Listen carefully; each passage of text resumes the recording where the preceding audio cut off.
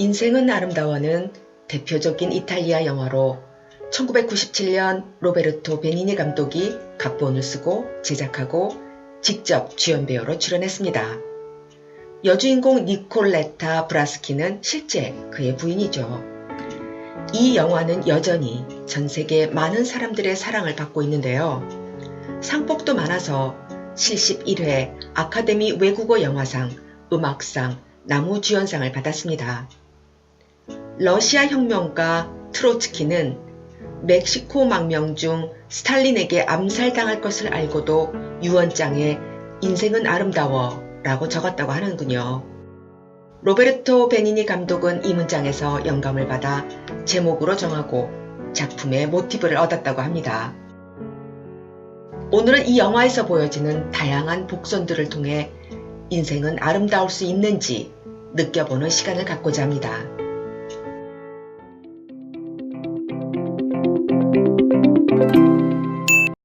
복선 1. 쇼펜하우어 삶의 의지. 영화의 배경은 1939년 이탈리아 아레조입니다. 파시스트 무솔리니가 통치하던 시절 정치 사회적으로 혼란했던 어려운 시기였죠.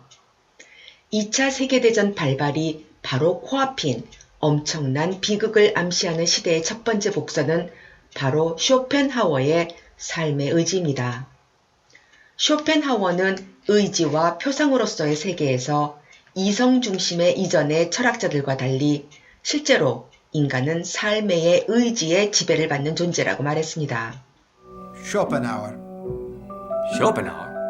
Schopenhauer says that with willpower you can do anything.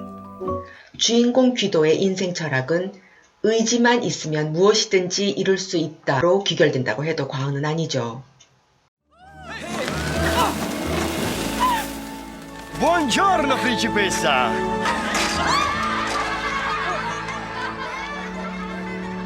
Buongiorno, principessa! Buongiorno, principessa! 귀도가 우연히 만나 사랑에 빠진 상류층 출신 도라에게는 이미 결혼을 약속한 사람이 있었죠. 하지만 귀도는 포기하지 않습니다. 귀도는 도라에 대한 자신의 진심 어린 사랑을 지속적으로 표현해요. 그의 마음을 받아들인 도라는 약혼자를 남겨두고 그와 함께 도망치게 되죠. 귀도의 한결같은 사랑의 의지입니다. 수용소에 함께 들어온 도라를 안심시키기 위해 귀도는 몰래 마이크에 대고 자신과 조슈아의 안부를 전합니다. 우리는 괜찮다고, 그리고 삶을 포기하지 말고 기다리자고 마치 당부하는 듯합니다. Buongiorno, principessa! 귀도는 삶의 의지가 주위의 환경으로 굴복되지 않음을 상기시키죠. 고통을 받아들이는 삶을 선택해야 근본적인 만족감을 얻을 수 있다는 쇼펜하우어의 인생관을 보여주고 있습니다. 귀도와 그의 삼촌 그리고 그의 아들 조슈아는 하필이면 조슈아 생일날 유대인 수용소로 끌려가게 됩니다. 그들은 참혹한 유대인 수용소 생활을 시작하게 되죠. 귀도는 조슈아에게 단체 게임이라고 속이고 끊임없이 그를 지키기 위해 정말 다양한 재치를 발휘합니다. 유대인 수용소에서 많은 사람들이 죽어갔지만 천진난만한 조슈아는 아버지의 이야기를 그대로 믿었기 때문에 아무런 의문을 품지 않고 살아남게 되죠. 귀도는 마치 부인 도라와의 사랑에 포기하지 않았던 것처럼 아들을 지키기 위해 자신의 온 힘을 다합니다. Thank you. 비참한 현실 속에서 웃음을 잃지 않는 주인공 귀도는 삶의 의지를 긍정적으로 행동으로 보여주고 있어요. Leave here, leave here, leave here, leave, leave. Bravo, Ferruccio. 쇼펜하우어의 철학처럼 귀도의 맹목적인 의지가 바로 비극적인 삶을 희극적인 요소로 승화시키고 있습니다. 복선 2. 오펜바흐, 백노래. 귀도와 도라를 결정적으로 만나게 해준 것은 바로 I have theater tickets. For what show? Offenbach. 오펜바흐의 오페라 공연장입니다. Look at me, princess. 오펜바흐는 유대인계로 독일에서 태어났지만 프랑스에 정착하면서 개명을 하게 되죠. 독일에서 태어난 유대인 작곡가의 호프만의 이야기 2막에 나오는 뱃노래가 아이러니하게도 바로 유대인 귀도와 이탈리아인 도라를 이어주는 곡이죠. 수용소에서 웨이터로 일하게 된 귀도는 죽음기를 발견하고 몰래 오펜바흐의 뱃노래를 크게 틀어놓습니다. 귀도는 사랑하는 사람을 위해 모든 용기를 다합니다. 음악을 들으며 눈물 흘리는 도라. 정말이지 가슴 절절한 애절한 장면입니다. 우리의 애정을 싣고 이 행복의 세월을 지나 시간은 빠르게 돌아오지 않네. 오펜바흐 뱃노래 가사말처럼 그들의 돌이킬 수 없는 슬픈 사랑이 애잔하게 들려옵니다. 귀도는 위험을 무릅쓰고 여자들이 수감되어 있는 수용소로 가서 도라를 찾아 나섭니다. 하지만 안타깝게도 경비병에게 붙들리고 말죠.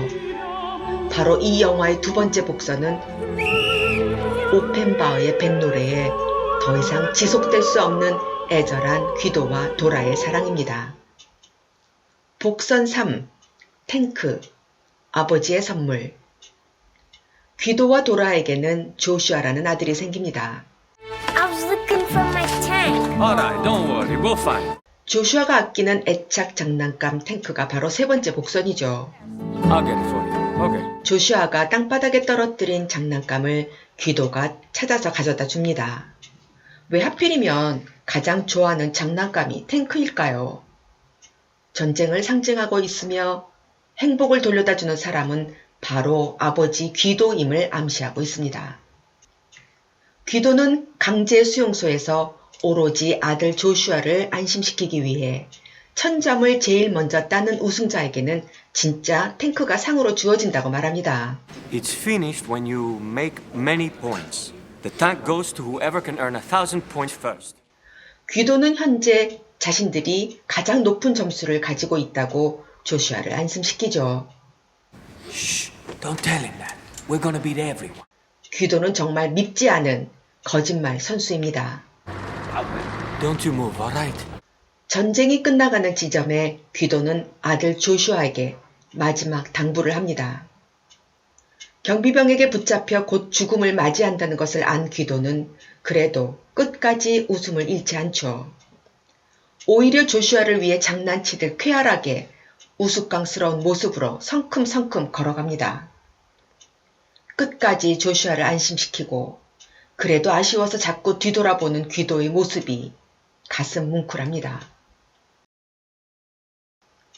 온 세상이 조용해진 후 조슈아는 숨어있던 캐비넷 밖으로 나옵니다. It's true! 진짜 상으로 탱크를 받았다고 기뻐하죠. 미국 장병과 함께 탱크를 타고 가던 중 엄마 도라를 만납니다. 그리고 마지막 장면 어른이 된 조슈아의 나레이션이 흘러나옵니다. This was his gift to me. 아버지가 희생한 이야기, 그것이 아버지가 주신 귀한 선물이었다. And we won the game! Daddy and me came in first, and now we won the real tank! We won! 조슈아의 애착 장난감 탱크보다 더 큰 위로와 위안을 준 것은 바로 아버지의 희생적인 사랑이었으니까요. 쇼펜하워는 행복에 가장 직접적인 영향을 주는 것은 명랑한 마음이다라고 말했죠.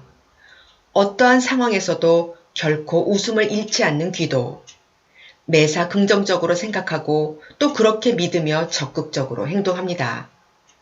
그는 가족에 대한 맹목적인 사랑으로 자신을 희생하는 위대한 아버지의 상을 연출하고 있어요. 이 영화가 보여주는 인생 희비극을 보면서 과연 어떻게 사는 인생이 아름다운 것일까 생각해 보셨나요? 자, 오늘의 메시지입니다. 유명한 코미디언 찰리 채플린은 인생은 가까이서 보면 비극이지만 멀리서 보면 희극이다라고 말했죠. 인생이란 누구에게나 희비극이 동시에 패키지로 배달오는 것 같습니다. 나에게만 오는 비극은 없으니까요. 이 또한 또 지나갑니다. 귀도처럼 사랑과 의지가 있다면 인생은 충분히 아름답게 살 만한 가치가 있지 않을까요? 감사합니다.